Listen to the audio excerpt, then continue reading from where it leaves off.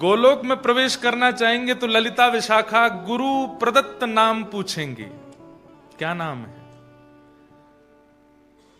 किनकी शरणागति है, किनसे शरणागत होकर के यहां आए हो। और वहां यदि आपने वही नाम बताया जो माता पिता ने रखा, जो परिवार ने रखा, जो संसार ने रखा, तो एंट्री नहीं मिलेगी। लेकिन गुरु जो नाम रखते हैं, यहां पर कई सारे गौड़िया वैष्णव बैठे हैं, कुछ हरिदासी भी बैठे हैं, कुछ हरिवंशी भी बैठे हैं, कुछ रामानुजी भी बैठे हैं। आचार्य आपका नामकरण करते हैं और उसी नामकरण से आपकी निकुंज में चर्चा होती है। वो आपका वास्तविक नाम नहीं जानते जिससे संसार में ख्याति है, वो आपका वही नाम जानते हैं जो गुरु ने प्रदान किया। और गुरु के द्वारा प्रदत्त नाम, गुरु के द्वारा प्रदत्त क्रिया, गुरु के द्वारा प्रदत्त स्वभाव, उसी से प्रवेश मिलता है निकुंज में। शिव कौन है? नरसिंह मेहता के गुरु जी हैं। उनके मन में आ गया कि नरसिंह को अब रास का दर्शन कराना है, तो गुरु कृपा से नरसिंह मेहता नरसिंह अली बन करके, अली कहते हैं सखी को, नरसिंह अली बन करके वृंदावन में रास देखने के लिए गए। वृंदावन तो जाते हैं पर रास का अनुभव नहीं होता। क्यों? कहीं ना कहीं गुरु प्रदत्त जो क्रिया है या गुरु प्रदत्त जो भावना है या गुरु प्रदत्त जो नियम है, शायद उसका पालन इतने भाव से किया नहीं गया। और दूसरी बात भी कह सकता हूं, शायद गुरु की उतनी कृपा नहीं है। नहीं तो वृंदावन जाकर के अनुभूतियां तो होती हैं। कई लोग वृंदावन जाते हैं तो उनको ऐसा लगता है कि छोटी गलियां हैं, बहुत मिसमैनेजमेंट है, बहुत भीड़ है, कोई वो नहीं है, ऐसा नहीं है, वैसा नहीं है। वो आके केवल कंप्लेन्स ही करते रहते हैं। पर कई लोग उन्हीं दिनों में वो भी गए हैं, पर वो आकर के जैसे पूछते हैं कैसा लगा वृंदावन, तो they will just close their eyes और आंसू निकलने लगेंगे, हम बता नहीं सकते। तुमको भीड़ ने परेशान नहीं किया? पता ही नहीं चला कब थी भीड़? तुमको रात्रि में ये असुविधा नहीं हुई? नहीं, हमको तो ऐसा कुछ अनुभव नहीं हुआ। अभी गिरधर लाल जी का ब्याहुला हुआ था बरसाने में, तो हमने बरसाना से लगभग 6 किलोमीटर दूर माता जी गौशाला में कार्यक्रम रखा कि हमें पता था कि भीड़ बहुत होगी और हम संभाल नहीं पाएंगे। तो पहले दिन पूज्य पिताजी महाराज जब व्यवस्था देखने गए तो मुझको आके बहुत डांटा, बोले इतनी दूर तुमने व्यवस्था, बरसाना से 6 किलोमीटर दूर, वहां कोई रिक्शा नहीं जाता, कोई साधन नहीं जाता, वहां लोग कैसे पहुंचेंगे? मैंने कहा पिताजी अब जैसे भी हो, व्यवस्था में भगदड़ नहीं होनी चाहिए, कोई स्टैम्पेड ना हो जाए, बहुत ज्यादा क्राउडेड ना हो जाए, इसलिए मैंने दूर रखा। पर स्टिल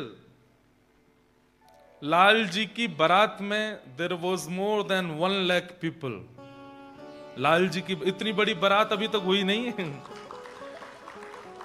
1 लाख आदमी, मतलब सुबह 10 बजे से लेकर के रात्रि 6 बजे तक, 7 बजे तक बरसाना वाज पैक्ड। पूरे बरसाना में जाम लगा हुआ था, इतनी भीड़। और वहां 6 किलोमीटर दूर भी लोग आए। अब उसके बाद में लोगों के 2 तरीके के रुझान। कई लोग, अरे हम तो परेशान हो गए, इतनी लंबी यात्रा, इतनी लंबी, उसमें बीच में हम तो थक गए, हमको तो बहुत मिट्टी लगी, हम तो बहुत धूल मिट्टी खा गए, हमारा तो गला खराब हो गया, ऐसा हो गया, कई लोगों की शिकायत। और वहीं कुछ लोग कैसे,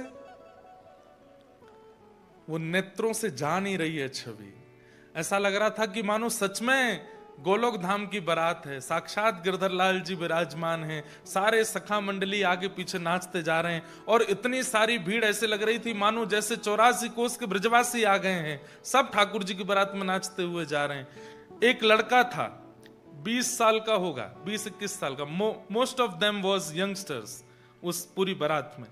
एक 20 साल का लड़का सुबह 10 बजे से रात्रि 7-8 बजे तक केवल एक ही चीज कह रहा था, बधाई हो, बधाई हो। जिसको मिले उसको बोलता था बधाई हो।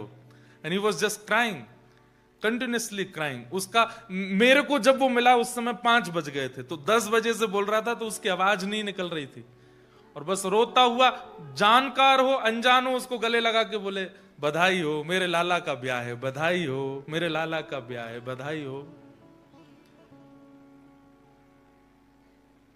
तो ये डिपेंड करता है कि आपका स्वभाव या आपके प्रदत्त गुरुदेव के नियम आपने कैसे किए हैं। उस दृष्टि से आपको कई बार ब्रज दिखने लगता है।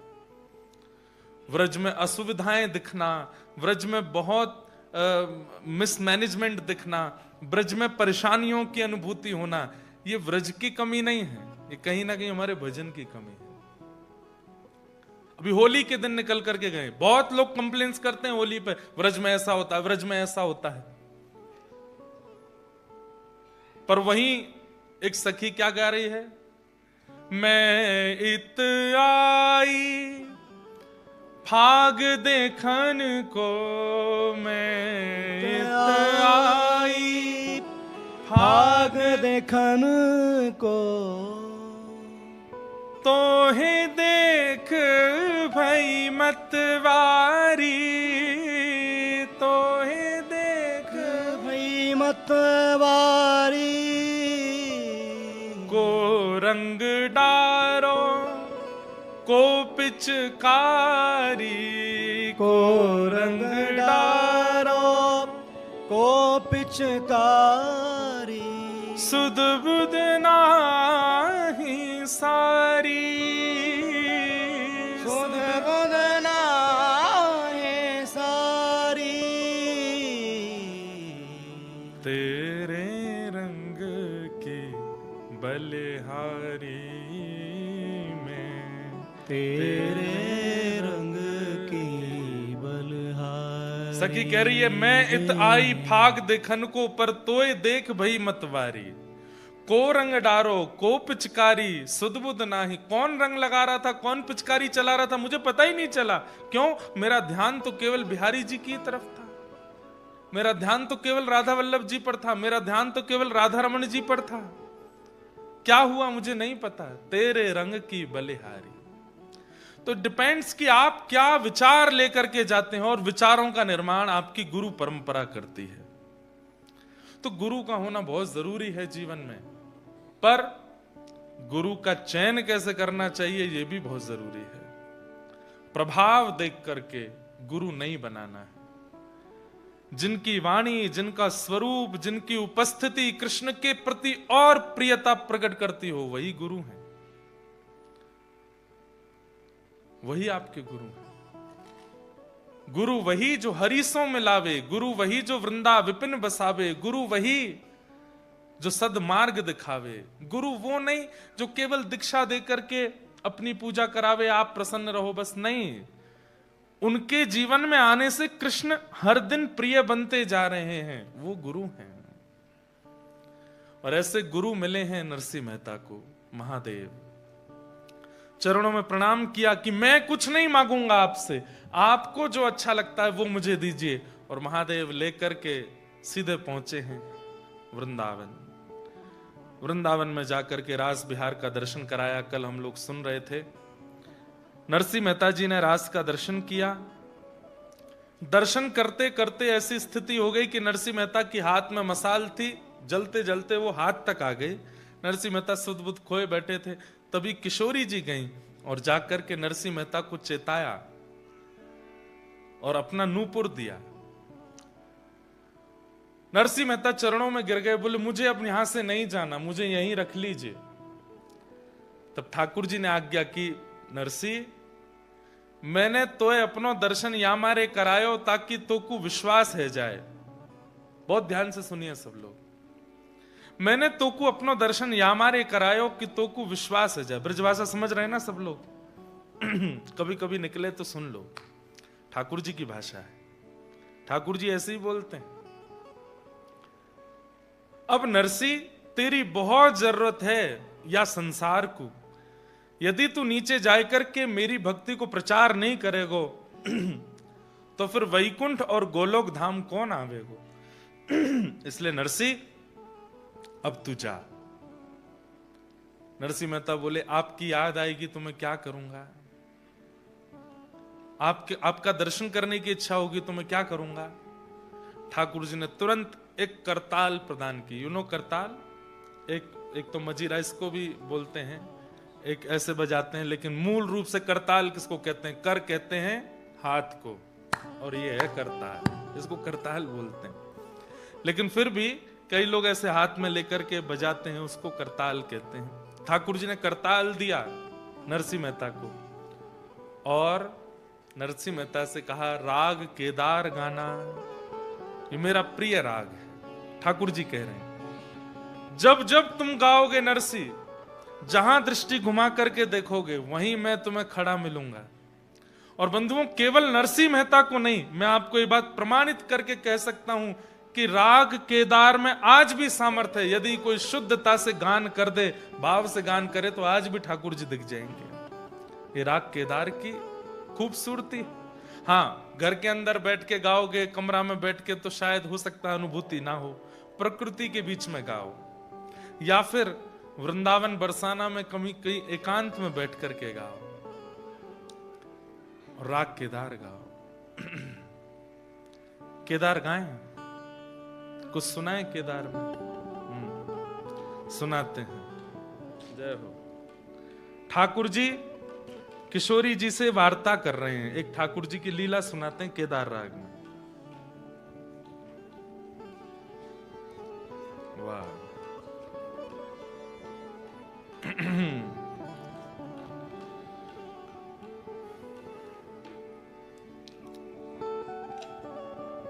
अभी यहां बारिश का मौसम आ गया, हमारे वृंदावन में, भारत में तो नहीं आया, लेकिन बारिश यहां आई है।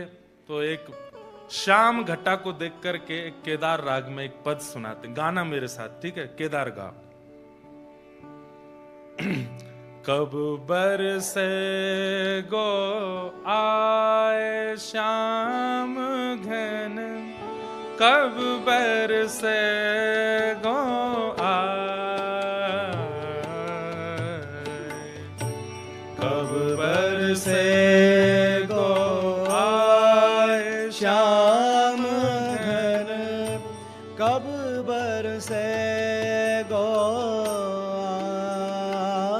आए। अब दो भाव हैं।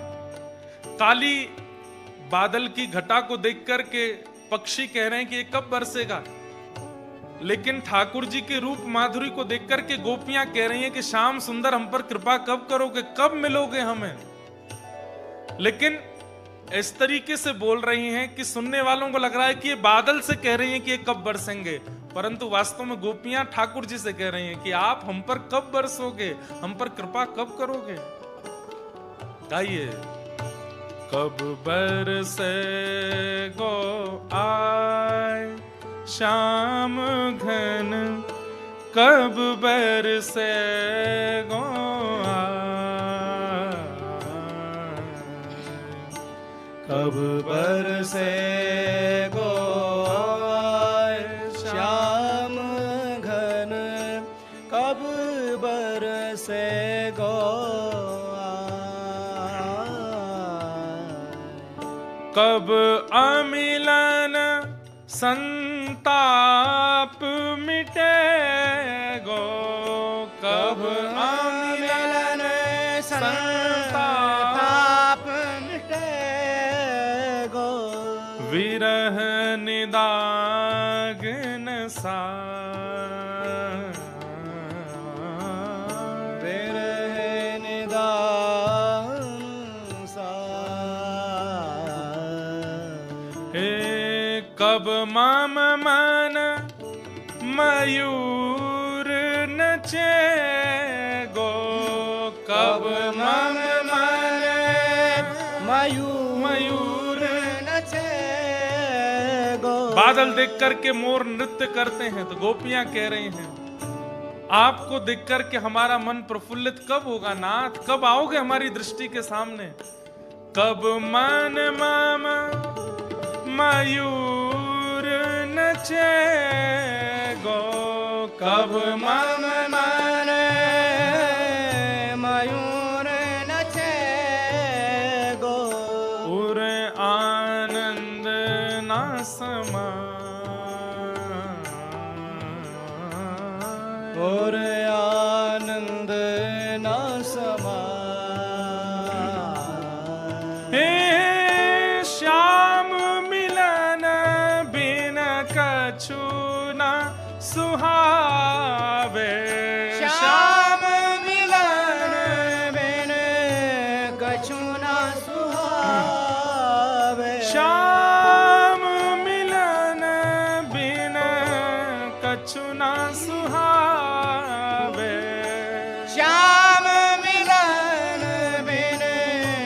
कछु ना सुहावे। एक बात बोलूं, इतनी संख्या में आप बैठे हो, अगर एक स्वर में गाने लगो तो ये समाज बन जाएगा। गोपियां जब एकजुट में बैठ गई थी तब किशोरी जी ने आज्ञा की कि कृष्ण को बुलाना है तो गाओ, बिना गाए वो नहीं आएंगे। तब गोपियों ने गोपी गीत गाया। इतनी सारी गोपियां बैठी हैं, कोई मन से बैठी है, कोई भोजन के लिए बैठी है, कोई बेमन से बैठी है, कोई फोटो खिंचाने आई है, पर हैं तो सब गोपी। यहाँ कोई पुरुष नहीं है, यहाँ सब गोपी हैं। पुरुष केवल एक पुरुषोत्तम है, बाकी सब गोपी हैं। गाइए सब लोग, थोड़ा मेरुदंड सीधा कीजिए, कमर सीधी करो, कंठ को खोलिए, राग का विचार मत करो, बस गाइए, देखो कितना अच्छा लगेगा। श्याम मिलन बिन कछु ना सुहावे, श्याम मिलन बिन कछु ना सुहावे। एक क्षण के लिए लगा ठाकुर जी आ गए। क्यों नहीं गाते हो आप? ये इतना अच्छा अवसर है, इतने समाज में बैठे हैं, गाइए ना भाव से। श्याम मिलन बिना कछु ना सुहावे, श्याम मिलन बिन कछु ना सुहावे। कछु नहीं मोहे भावे, कछु नहीं मोहे भावे। कब बरसे गो आए श्याम घन, कब बरसे गो कब बरसे गो आए श्याम घर, कब बरसे गो आए। हे श्याम मिलन रस ही साचो रस, श्याम मिलन रस ही साचो रस। श्याम मिलन रस ही साचो रस, श्याम मिलन रस ही साचो रस। जीवन में सरसा, जीवन में सरसा। कब बरसे गो आए श्याम घन, कब बरसे गो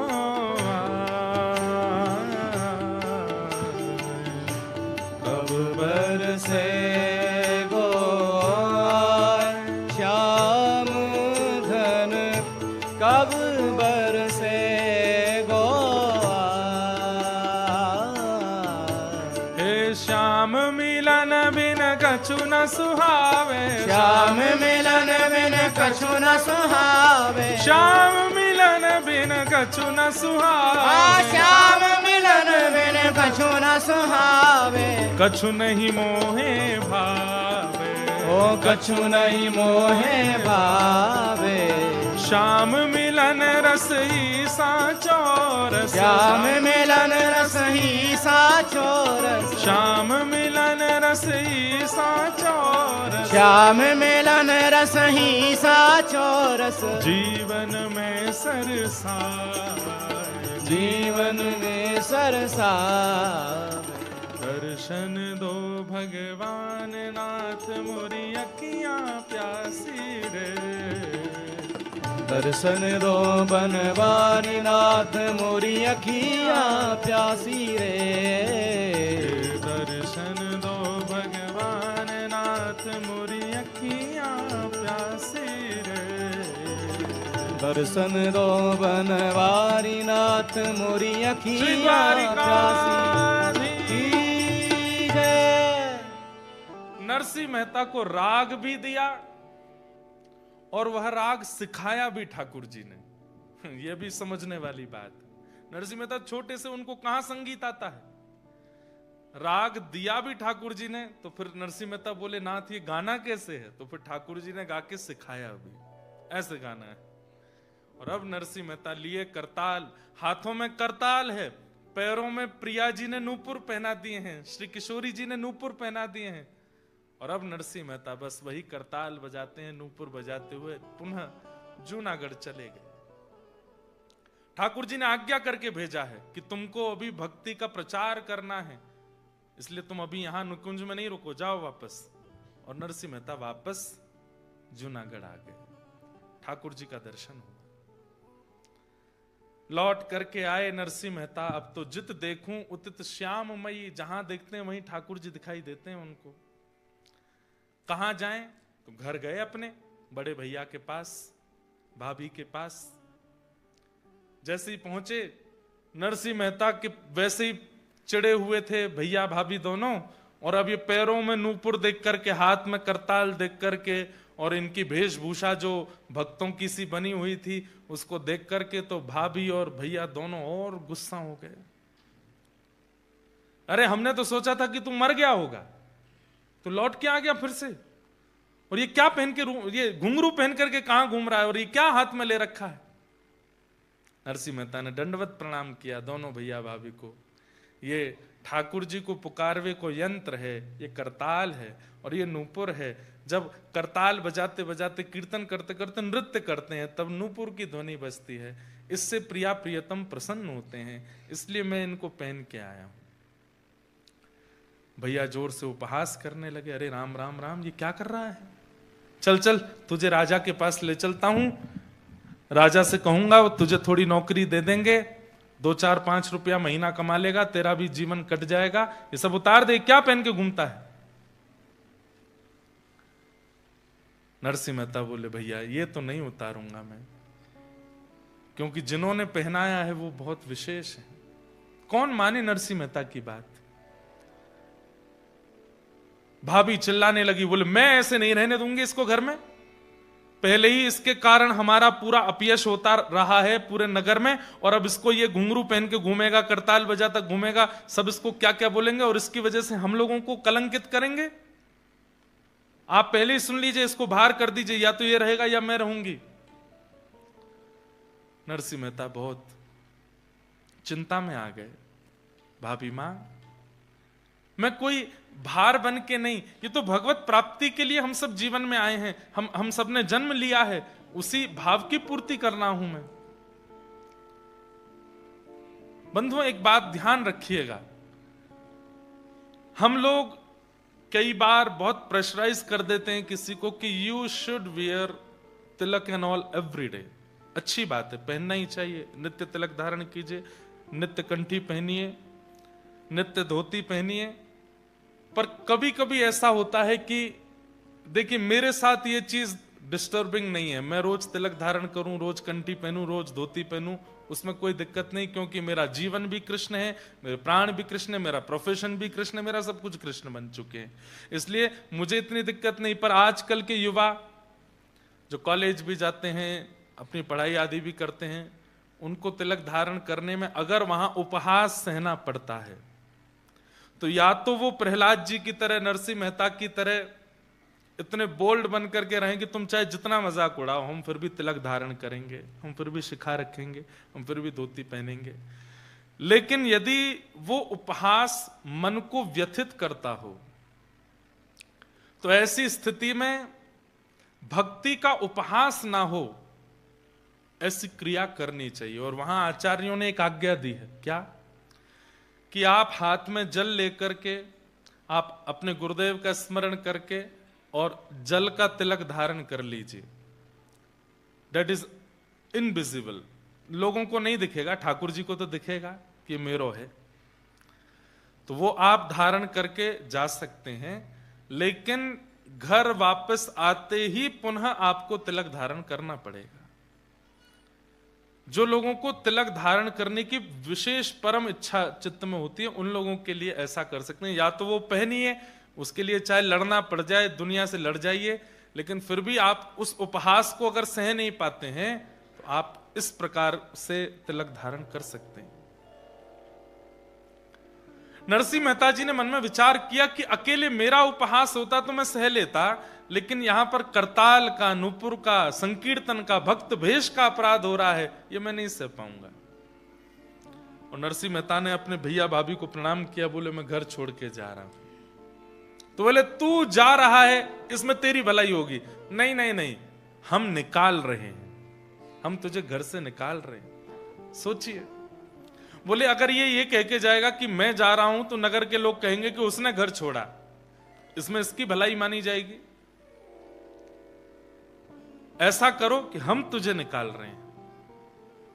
और नगर के लोगों को पता चले तो हल्ला करते हुए नरसिंह मेहता को घर से निकाल दिया। सब लोगों ने समझ लिया कि नरसिंह को घर से निकाल दिया है। नरसिंह मेहता जी बोले भैया मेरे तो ठाकुर जी हैं, अब वही मेरा जीवन चलाने वाले हैं, वही मेरी रक्षा करने वाले हैं, देखेंगे क्या होता है। गांव के बाहर एक धर्मशाला थी, उस धर्मशाला में जाके नरसिंह मेहता रहने लगे।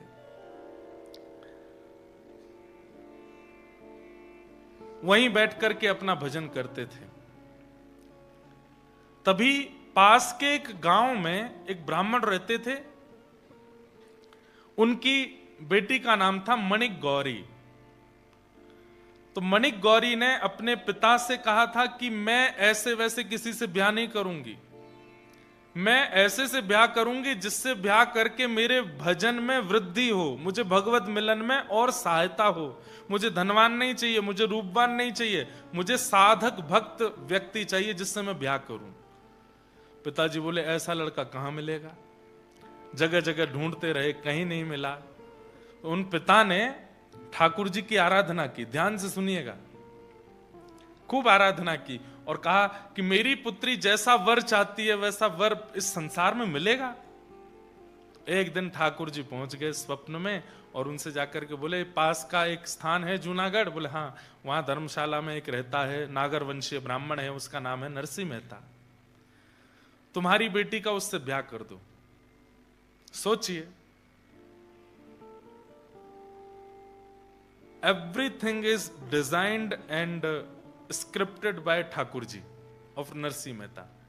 हम लोग अपने जीवन का निर्माण स्वयं करते हैं, इसलिए जीवन में आने वाली विपत्ति भी हमको ही सहनी पड़ती है।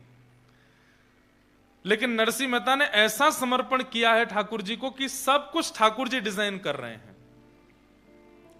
क्या खाना है, क्या पहनना है, कहां जाना है, किससे मिलना है, कब बैठना है, ये सब कुछ ठाकुर जी डिसाइड कर रहे हैं। यही असली भक्त का स्वरूप होता है। मैं बहुत प्रशंसा के रूप में नहीं कह रहा हूं या अभिमानवश नहीं कह रहा हूं, पर हमने भी अपने लाल जी को अपना जीवन अर्पित कर रखा है। वो जैसा चाहते हैं वही होता है। उनकी इच्छा के बिना इस तन के ऊपर वस्त्र भी नहीं आता, ये निश्चित बात है। उनकी इच्छा के बिना मैं विदेश में भी कहीं नहीं जाता। नायरोबी आने के लिए भी पर्ची डालनी पड़ती है कि आप चलोगे, वो हां बोलते हैं तो ही आते हैं। और भी जहां कथाएं होने हैं सब जगह की, भारत में तो अब नहीं जाते लाल जी, अब विवाह के बाद लाल जी का विवाह हो गया, तब से लाल जी घर विराजने की ज्यादा संभावना। बाकी ईच एंड एवरीथिंग सब लाल जी डिसाइड करते हैं कि क्या होना है क्या नहीं।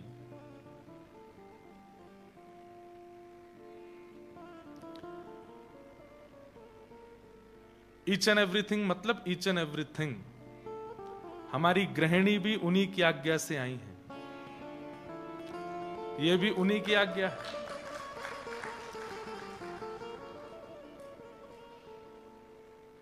अब जीवन में जो कुछ भी है सब उन्हीं की आज्ञा है। ये गाड़ी लें नहीं लें, यहां पे जाएं नहीं जाएं, यहां घर बनाएं नहीं बनाएं, उससे मिलें नहीं मिलें, सब कुछ ठाकुर जी डिसाइड करते हैं। और यही जीवन होना चाहिए, ऐसा ही होना चाहिए।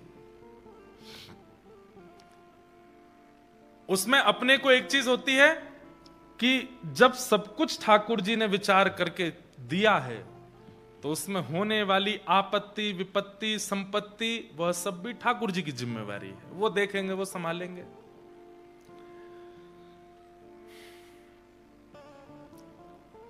ठाकुर जी ने आज्ञा करके ब्राह्मण देवता को कहा कि अपनी बेटी का विवाह तुम वहां कर दो नरसिंह मेहता से, जाओ। यहां पर उन ब्राह्मण देवता ने अपनी बेटी मणिक गौरी का ब्याह नरसिंह मेहता से किया। नरसिंह मेहता जी ने भी ब्याह कर लिया, गृहस्थाश्रम में प्रवेश किया। आपकी पहली बेटी हुई जिसका नाम था कुमरी बाई। क्या नाम था? कुमरी बाई। ब्याह के 2 साल बाद प्रथम पुत्री हुई कुमरी बाई, जिसको आप नन्ही नन्ही कह के बुलाते थे। क्या बोलते थे? नन्ही। जैसे बालक, पिता अपने बालक को प्यार से बुलाता, तो ऐसे ही नन्ही नन्ही बोलते थे। उसी से उनका फिर कालांतर में नाम नानी हो गया और सब उनको नानी बाई बोलने लगे। और वही कथा फिर कल आएगी, नानी बाई नो मायरो, जिनका भात भरने के लिए स्वयं ठाकुर जी गए थे। ये वही नन्ही नन्ही बाई, इनका नाम क्या था? कुमरी बाई, असली नाम कुमरी बाई। नरसिंह मेहता जी के फिर दूसरे एक पुत्र हुए, उनका नाम था श्यामल दास। इनकी बारात में भी ठाकुर जी गए थे। कितना सुंदर प्रसंग है, अभी सोच के ही मुझे गूज़बम्स हो रहे हैं। इनकी बारात भी ठाकुर जी लेके गए थे। सब कुछ नरसिंह मेहता के जीवन में अपना कुछ है ही नहीं, सब ठाकुर जी कर रहे हैं। और तीसरी इनकी एक पुत्री हुई, उनका नाम था रत्नाबाई। ये 3 संतान हुई नरसिंह मेहता की। धर्मशाला में रहते थे छोटे छोटे बच्चे। तो एक दिन पत्नी ने कहा, हम भक्ति करते हैं, भजन करते हैं, ठाकुर जी की सेवा करते हैं, आप प्रवचन करते हो। अपनी पत्नी बच्चों को प्रवचन सुनाते थे नरसिंह मेहता, और फिर कीर्तन करते थे। बोले सब अच्छा है, पर ये धर्मशाला में बच्चे रहते हैं, मैं रहती हूं, कोई भी आ जाता है, कोई भी, तो इससे थोड़ा मुझे लगता है कि कैसे करें, कहीं हम घर नहीं बना सकते। नरसिंह मेहता बोले, देखो देवी, हम अपने लिए घर बनाएं ये हमारा स्वभाव नहीं, ठाकुर जी के लिए घर बनेगा और ठाकुर जी कृपा करेंगे तो ठाकुर जी के लिए घर बनेगा। अब जब तक ठाकुर जी को धर्मशाला में बढ़िया लग रहा है तब तक रहेंगे, जब ठाकुर जी की इच्छा होगी तो घर में भी जाएंगे। मतलब इतनी सी भी अपनी इच्छा नहीं है, ठाकुर जी की इच्छा। तभी एक सेठ उस धर्मशाला में आए, नरसिंह मेहता जी से मिले, उनका प्रवचन सुना। प्रवचन सुन के बड़े प्रसन्न हुए, दक्षिणा प्रदान की। नरसिंह मेहता जी की पत्नी ने भोजन बना करके उनको पवाया। वो सेठ जी बोले, मैं बहुत प्रसन्न हूं नरसिंह जी, आप यदि आज्ञा करें तो मैं आपको जूनागढ़ में जगह खरीद के घर बनवा के दे दूं। पत्नी की तो आंख खुल गई, बोले कि बोल दो, ठाकुर जी ने भेजा है। नरसिंह मेहता बोले, देखो हमको तो घर नहीं चाहिए, हमको तो कहीं नहीं रहना है, पर ठाकुर जी चाहेंगे तो। बोले नहीं नहीं, ठाकुर जी ही चाह रहे हैं, इसीलिए हम आपसे कह रहे हैं। खूब कहा। नरसिंह मेहता बोले, मैं कैसे मान लूं कि ठाकुर जी चाह रहे हैं। बहुत देर तक तो वो सेठ जी बताते रहे कई बात, लेकिन नरसिंह मेहता नहीं माने। अंत में आकर के उन्होंने अपना असली रूप दिखाया। वो कोई और नहीं, श्री अक्रूर जी महाराज थे, जो भगवान को वृंदावन से मथुरा लेकर के गए थे, ठाकुर जी के काका जी। अक्रूर जी जब प्रकट हुए देव रूप, जब नरसिंह मेहता ने देखा, बोले आप कौन है? बोले मैं अक्रूर हूं, ठाकुर जी को मथुरा से, वृंदावन से मथुरा में ही लाया था, वहां से फिर यहाँ द्वारिका में भी मैं हूं, मैं काका हूं ठाकुर जी का। ठाकुर जी ने ही मुझे भेजा है कि नरसिंह के लिए एक भवन निर्माण करो, आपकी कुछ रिक्वायरमेंट बता दो। नरसिंह मेहता बोले, हमारी तो एक ही रिक्वायरमेंट है कि हमारे घर में कोई भी आवे तो उसको ये ना लगे कि ये घर है, उसको ये लगे ये तो कोई मंदिर है, उसको ये लगे ये तो कोई साधना का स्थान है, उसको ये लगे यहां संत कभी भी रह सकते हैं, संत निवास होना चाहिए, ठाकुर जी के कीर्तन का स्थान होना चाहिए, यज्ञ मंडप होना चाहिए, भोजनशाला होनी चाहिए, सेवा के लिए कोई भी राहगीर, क्योंकि जूनागढ़ बीच में है, एक तरफ सोमनाथ, दूसरी तरफ द्वारिका, तो दर्शनार्थी आते जाते रहते हैं। दर्शनार्थियों की रहने की उत्तम व्यवस्था, उनकी सेवा की, मतलब अपने लिए कुछ नहीं चाहिए, ऐसा भवन बनाओ। अक्रूर जी महाराज द्वारिका के एक प्रकार से छोटे सेनापति हैं, वो ऐसा भवन निर्माण कराया उन्होंने कि जूनागढ़ के लोगों की आंखें खुली रह गईं। अद्भुत भवन।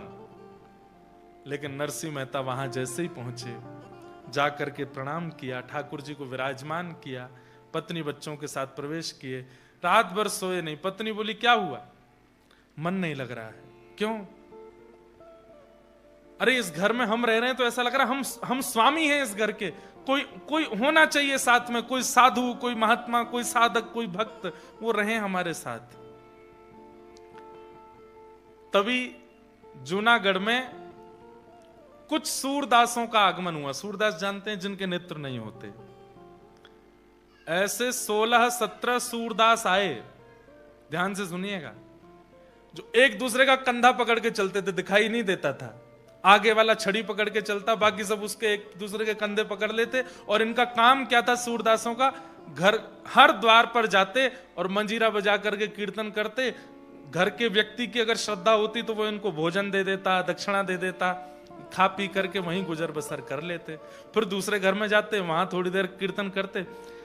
ऐसे एक दिन नरसिंह मेहता ने घर के बाहर देखा तो 17 सूरदास एक दूसरे के पीछे कंधा पे हाथ धरे चल रहे थे, हाथ में मंजीरा, करताल, कीर्तन जैसे ही करने लगे नरसिंह मेहता के द्वार के बाहर, तुरंत अपनी पत्नी के साथ गए, सबके चरण वंदन किए, चरण धोए, चरण धो करके माला पहनाई। नरसिंह मेहता बोले, आप सब कौन हैं? बोले, हम सब सूरदास हैं, ठाकुर जी का कीर्तन करते हैं, घर घर के बाहर जाकर के कीर्तन करते हैं, फिर जो मिल जाता है उससे पाते हैं। बोले, आप ठाकुर जी की प्राप्ति के लिए भजन करते हो कि भोजन के लिए भजन करते हो? तो उन्होंने कहा, अभी तो भोजन के लिए कर रहे हैं, पर भोजन सहज ही मिल जाएगा तो ठाकुर जी के लिए करने लगेंगे। नरसिंह मेहता बोले, तो आप सही जगह आए हो, आज से ये भवन आपका है और आप यहीं रहेंगे हमारे साथ। सबकी उम्र पूछी, सुनिएगा ध्यान से। क्यों उम्र पूछी? बोले, नरसिंह मेहता से जो छोटे हैं वो सब छोटे भाई, और जो बड़े हैं वो सब बड़े भाई, और तो परिवार है नहीं, यही मेरा परिवार। पत्नी से कहा, ये जेठ हैं, ये 3-4 जो हैं, और ये बाकी के जो हैं तुम्हारे देवर हैं, इनसे घूंघट करके रहना, इनको रोज प्रणाम करना। और पत्नी भी उसी भावना से उन सबको प्रणाम करती। गली मोहल्ले के लोग पूछते, अरे नरसिंह ये कौन है? बोले, रिश्तेदार हैं हमारे। अच्छा, दूर के होंगे? बोले, दूर के नहीं है, सबसे करीब के हैं, सबसे करीब के हैं। बोले, अच्छा, किनके बालक हैं? बोले, ठाकुर जी के बालक हैं। ठाकुर जी हमारे प्राण हैं और उनके ये सब बालक हैं, इसलिए हमारे सबसे करीबी। अंतिम दिन तक, नरसिंह मेहता जी के अंतिम दिन तक ये सारे सूरदास उनके साथ ही रहे। एक दिन भी सूरदासों को दूर नहीं किया नरसिंह मेहता जी ने। नरसिंह मेहता कभी कभी उन सूरदासों के सामने बैठ करके कहते, आप कितने भाग्यशाली हो। बोले, क्यों? ठाकुर जी ने आपको नेत्र नहीं दिए। बोले, ये इसमें भाग्य क्या है हमारा? तब नरसिंह मेहता कहते, हरि में नैनहीन तुम नैना, हरि में नैनहीन तुम नैना। मैं नैनहीन हूं, इसका मतलब क्या है? मेरे नेत्र ठाकुर जी आप ही हो। थाम उंगरिया जौन डगरिया, थाम उंगरिया जौन डगरिया, थाम उंगरिया जौन डगरिया, थाम उंगरिया जौन डगरिया। ले चालो तुम जानो, ले चलो तुम जानो, हरि में नैनहीन तुम नैना, हरि में नैनहीन तुम नैना। मैं नैनहीन हूं पर मेरे नेत्र आप हो। और नेत्रों का काम है वो अच्छे स्थान को देख के हमको वहां ले चलते हैं। मेरे नेत्र ही जब ठाकुर जी आप बन जाओगे तो थाम उंगरिया जोन डगरिया ले चालो तुम जानो, हरि में नैनहीन तुम नैना। आप लोग प्रेम से मेरे घर पर निवास कीजिए, आपका ही स्थान है। और नरसिंह मेहता उनके साथ में भाव से रहने लगे। भाई ने घर से तो निकाल दिया था नरसिंह मेहता जी को, लेकिन साल में एक बार नरसिंह मेहता जी के पिताजी का श्राद्ध होता था। उस श्राद्ध में बड़े भैया इनको कहते थे कि उसमें तुम आ सकते हो, बाकी तुम साल भर मत आना, पर पिताजी का माताजी का श्राद्ध होता है, उसमें आ सकते हो। तो नरसिंह मेहता हर साल अपने बड़े भैया के घर केवल श्राद्ध में जाते थे, पिताजी का श्राद्ध करने के लिए। अब की बार जब बड़े भैया आए निमंत्रण देने, तो नरसिंह मेहता भाभी और उनकी पत्नी दोनों ने प्रणाम किया, घर में बिठाया। बोले अच्छा, किसी बड़े यजमान के द्वारा घर बनवा लिया आप तुमने, बहुत बड़ा घर बनवाया है। भैया सब आपकी पिताजी की कृपा है, ठाकुर जी की कृपा है। अच्छा, कल पिताजी का श्राद्ध है, आ जाना। जी भैया मैं आ तो जाऊंगा, लेकिन एक थोड़ी सी बात है। बोले क्या? हमारे परिवार में अब 3 बालक, मैं, मेरी पत्नी, हम ही नहीं हैं, हमारे साथ में 16 सूरदास भी हैं, वो भी आएंगे, वो हमारे ही परिवार के हैं, वो भी आएंगे, तो आप थोड़ी सी व्यवस्था ज्यादा रखना। और भैया एक बात और। बोले क्या? अब मेरे नियम बहुत हो गए, मैं सुबह से सेवा करता हूं ठाकुर जी की, तो मैं जल्दी नहीं आ पाऊंगा, मैं सेवा पूरी करके ही आ पाऊंगा। अब ये बातें कहीं तो बड़ी सहजता से थी नरसिंह मेहता ने, लेकिन उनके भैया को बहुत चुभ गई। अच्छा, ये बाहर के व्यक्ति, हमारे नाम के नहीं, गोत्र के नहीं, कुल के नहीं, खानदान के नहीं, इनको लेके आएगा तू श्राद्ध में? सुन, हम तो तुझ पर कृपा करे बैठे थे कि 365 दिन में एक दिन तुझे अपने घर आने देते थे, अब वो भी बंद। आज से तेरा मेरा रिश्ता सब खत्म, बिल्कुल आने की जरूरत नहीं है। इन लोगों को लेकर के आएगा तो बिल्कुल आने की आवश्यकता नहीं है, आना चाहे तो अकेले आ जाना। नरसिंह मेहता तो उनको बिल्कुल अपना मान चुके। एक कथा सुनाऊं। हमारे आचार्य चरण श्री रामानुजाचार्य जी महाराज, रामानुजाचार्य भगवान के सगे जामाता, जामाता मतलब दामाद, उनका नाम था श्री लालाचार्य जी महाराज। क्या नाम था? लालाचार्य। वे रामानुजाचार्य जी के शिष्य भी थे और दामाद भी थे। तो रामानुजाचार्य जी से एक दिन उन्होंने कहा, गुरुदेव मुझे कुछ आज्ञा कीजिए कि मैं आपकी उस आज्ञा का पालन कर सकूं। तो रामानुजाचार्य जी ने आज्ञा की, तिलकधारी, कंठीधारी, धोतीधारी, शिखाधारी, कमंडलधारी, त्रिपुंडधारी, जटाधारी या मुंडधारी, जो भी भगवत भक्त मिले उनको भगवान के समान मान करके उनकी पूजा करनी है। भक्तों को भगवान के समान मान करके उनकी आराधना करो, ये मेरी आज्ञा है। तो लालाचार्य जी बोले, मैं आपका शिष्य हूं पर मैं दामाद भी हूं, तो मैं दामाद होने के नाते एक बात कह सकता हूं। तो रामानुजाचार्य जी बोले क्या? आपकी आज्ञा तो हो गई है कि भक्तों को भगवान के समान मानो, पर मेरी दृष्टि ये कर नहीं पाएगी। मैं भक्तों को भगवान के समान नहीं मान सकता, भगवान भगवान है, भक्त भक्त है, मैं नहीं कर पाऊंगा। तो रामानुजाचार्य जी को अच्छा लगा, चलो झूठ तो नहीं बोला, जो सत्य है वो बोल दिया। तो बोले दूसरी आज्ञा मानो। बोले क्या? भक्तों को भगवान के समान नहीं मान सकते तो भक्तों को गुरु के समान मानो। जितनी श्रद्धा निष्ठा अपने गुरु में रखते हो उतनी श्रद्धा निष्ठा भक्तों में रखो। तो लालाचार्य जी हंस के बोले, क्षमा करें मैं ये भी नहीं कर पाऊंगा, मेरे गुरु हैं, मैं सबको गुरु रूप में कैसे देख सकता हूं? आप इसके भले मुझे कोई दंड दे दीजिए, लेकिन ये मैं कर नहीं पाऊंगा। तो फिर रामानुजाचार्य जी ने तीसरी आज्ञा दी। बोले भक्तों को अपने संबंधियों के समान मानो, अपने परिवार के समान मानो। लालाचार्य जी बोले ये करके दिखाऊंगा, मैं ये कर दूंगा।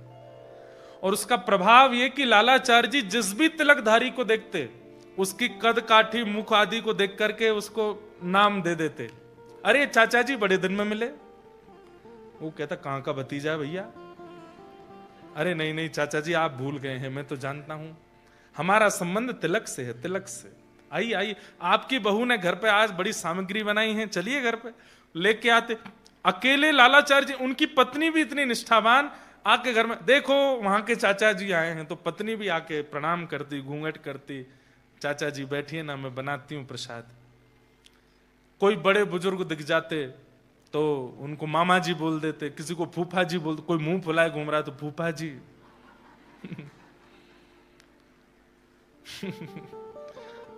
I'm sorry to all फूफाजीज whoever is sitting in this hall. फूफा जी थोड़े मुंह फुला लेते हैं। सबको वो संबंधी मानते थे।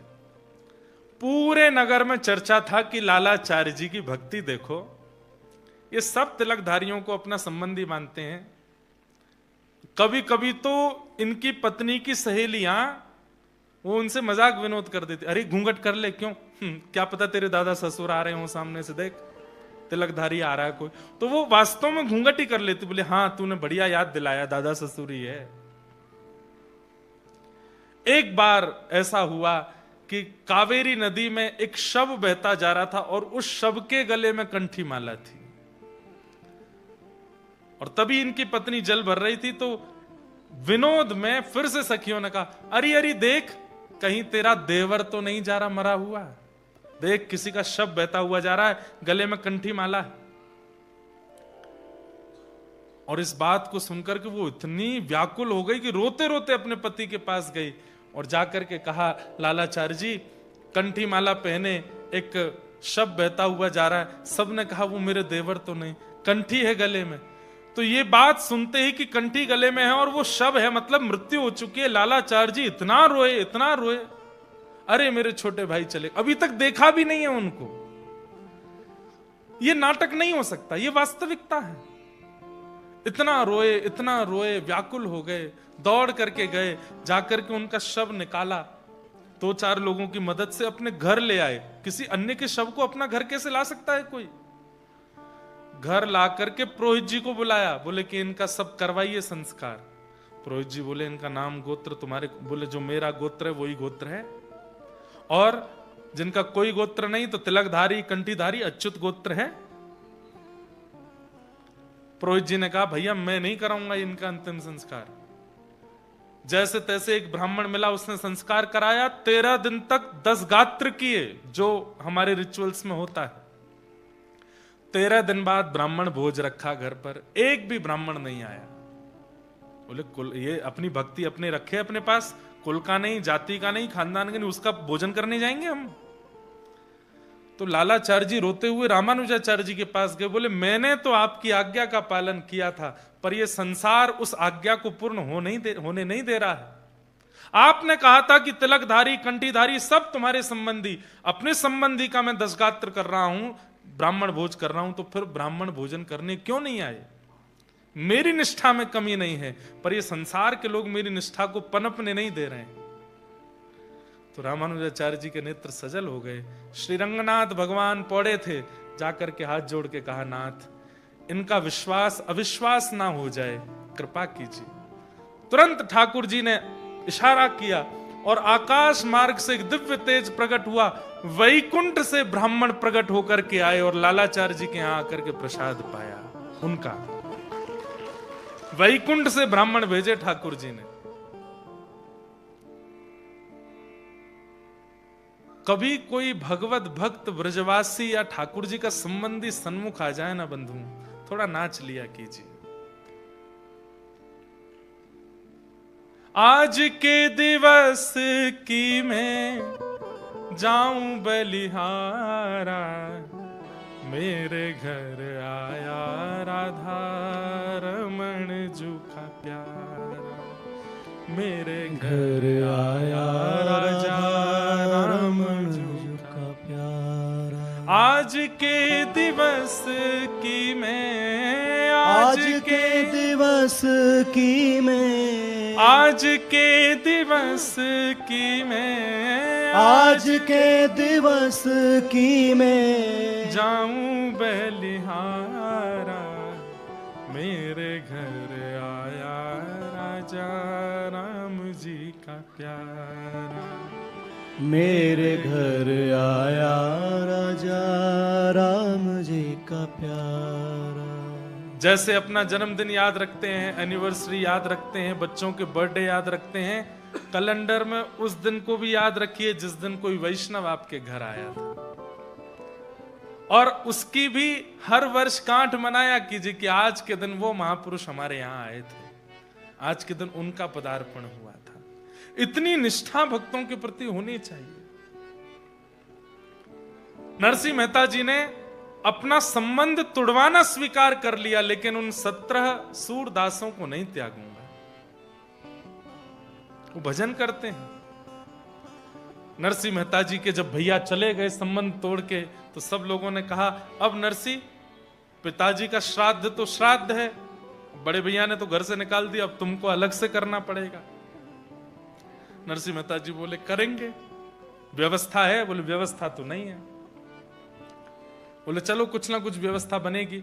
तो नरसिंह मेहता जी बोले एक मेरे सेठ जी हैं, मेरे यजमान हैं, उनको मेरा कीर्तन भजन बहुत अच्छा लगता है, मैं उनसे कुछ कर्जा ले लूंगा, उससे अपने पिताजी का श्राद्ध करूंगा, मैं व्यवस्था कर लूंगा। उससे पहले ब्राह्मणों को निमंत्रण दे आता हूं, और देवी तुम रसोई घर तैयार रखना, सेठ जी से कर्जा लेकर के आऊंगा, सामग्री ले लेंगे और फिर पिताजी का श्राद्ध हम लोग यहीं कर लेंगे। यहां पर बंधुओं, जब व्यक्ति विपरीत होते हैं ना, तो वो सब लोग ईर्ष्या में आ जाते हैं। नरसिंह मेहता जी का घर बन गया, नरसिंह मेहता जी को इतने लोग सुनने लगे, इन सब से जूनागढ़ के ब्राह्मण वंशीय लोग सब चिढ़ने लगे थे नरसिंह मेहता जी से। सब लोग ध्यान से इधर देखो, कथा सुनो, बहुत सुंदर प्रसंग है। नरसिंह मेहता जी कुछ ब्राह्मणों के पास गए, अपने कुल पुरोहित के पास जाकर के कहा कल पिताजी का श्राद्ध है, आप आ जाना। तो कुल पुरोहित बोले हम तो तुम्हारे बड़े भैया को वचन दे चुके हैं, उसके पास जाएंगे, और एक दिन में 2 श्राद्ध नहीं खाने चाहिए, हम तो नहीं आ पाएंगे, कहीं और व्यवस्था करो। नरसिंह मेहता जी किसी और ब्राह्मण के पास गए, वो ब्राह्मण भी नरसिंह मेहता जी से चिढ़ता था। तो उसने कहा नरसिंह जी दाम वाम है कि नहीं है, करवा पाओगे श्राद्ध? बोले कि करेंगे सब, आप बस आ जाइएगा। बोले ब्राह्मण भोजन के लिए कुछ व्यवस्था? बोले कि हाँ 4-5 ब्राह्मणों को तो भोजन पवा देंगे, आप आज्ञा कर दीजिए किनको निमंत्रण देना। बोले तुम क्या जाओगे निमंत्रण, मैं ही बुला लाऊंगा अपने साथ, तुम जाके बस व्यवस्था करो। नरसिंह जी बोले बड़ी कृपा, आप 5 ब्राह्मणों को लेके आ जाइएगा कल। ठीक है। नरसिंह जी जैसे ही गए, उस व्यक्ति ने सोचा 5 ब्राह्मण, पूरे जूनागढ़ को निमंत्रण दूंगा कल मैं, कल तेरे यहां भीड़ होगी, तमाशा होगा और हम देखेंगे। इतने ब्राह्मण आ जाएंगे, और जब नहीं पवा पाएगा नरसिंह मेहता तो फिर गालियां पड़ेंगी, तब आएगा आनंद। उस ब्राह्मण ने पूरे जूनागढ़ के ब्राह्मणों को निमंत्रण दे दिया। अरे नरसिंह मेहता ने बुलाया है, अरे हाँ हाँ बड़ा घर बन गया अब तो भैया, अब तो जरूर वो भोजन बढ़िया ही पवाएगा कुछ, कल चलते हैं उसके यहां प्रसाद पाने के लिए। यहां नरसिंह मेहता जी ने पत्नी से कहा देवी अब तुम तैयारी रखना, मैं ब्राह्मण देवता को बोला 5 ब्राह्मण कल आएंगे, एक पुरोहित जी आएंगे, और मैं सेठ जी के पास जा रहा हूं, उनसे थोड़ी व्यवस्था उधार ले आता हूं। 17 सूरदासों से भी कह गए आप भी ध्यान रखिएगा अपना। बोले हाँ ठीक है। नरसिंह मेहता जी उस सेठ जी के पास गए, सेठ जी से कहा ऐसे ऐसे पिताजी का श्राद्ध है, कुछ दे दीजिए आप, मैं आपको चुका दूंगा। सेठ जी बोले अगर मैं कोई दूसरा ऑफर दूं तो? क्या ऑफर? बोले आपको चुकाना नहीं पड़ेगा, जितना चाहोगे मैं दे दूंगा, पर आपको चुकाना नहीं है, कुछ और करना पड़ेगा। नरसिंह मेहता बोले क्या करना है? बोले मुझे कीर्तन सुना दीजिए, बैठ करके थोड़ा कीर्तन सुना दीजिए, और मैं जितने चाहूं उतने कीर्तन मुझे सुना दीजिए, मैं आपको जितना कहोगे उतना कर्जा दे दूंगा, उधार दे दूंगा आपको।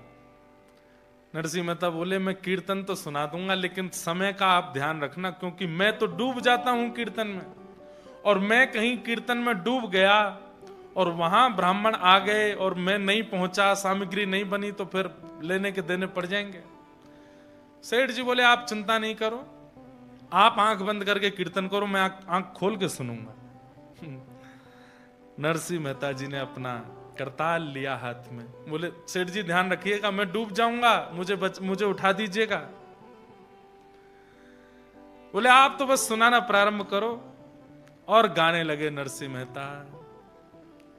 हे मारा गिरधर लाल, थारो नचायो नाचू रे, मारा गिरधर लाल, थारो नचायो करताल बजा के गाओ। चूरे।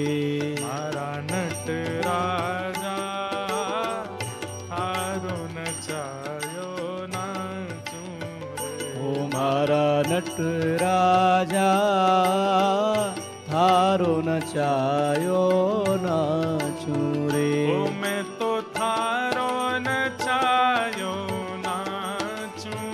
ओ मैं तो थारो नचायो नाचूं रे।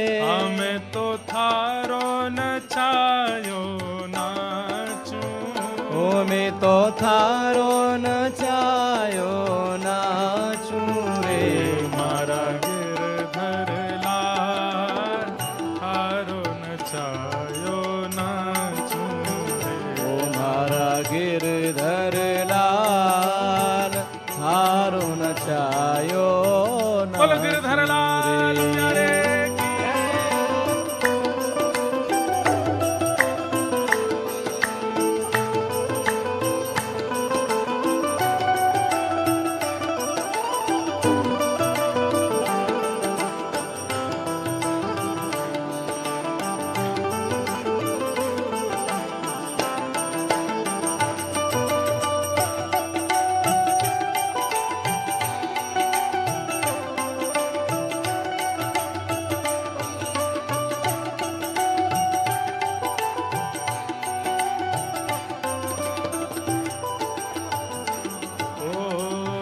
जो तू तन को रोग लगावे ओढ़ चादर सो जाऊं।